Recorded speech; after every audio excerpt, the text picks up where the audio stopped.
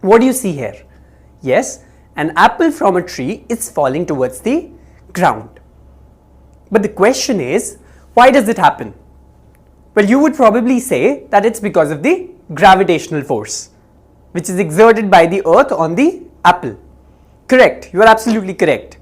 And this is what we actually call an action force. But according to Newton's third law of motion, the apple should also attract the earth towards it, and that's what we call as the reaction force. But have you ever seen the earth or the ground which is moving towards the apple? Well, obviously you would say that the answer is no, we've never seen that happening. But then what's the scientific reason behind this? So let's understand this concept now. So according to the third law of motion, the apple, it does attract the earth towards it. But then according to the second law of motion, for a given force, acceleration is inversely proportional to the mass of the object.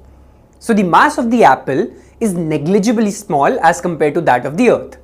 And so its acceleration is much greater. For acceleration is inversely proportional to mass.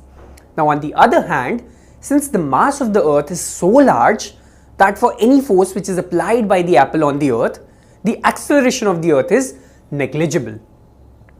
Similar case happens with the gun firing. So what happens when a gun is fired? Yes, a bullet is released from the gun.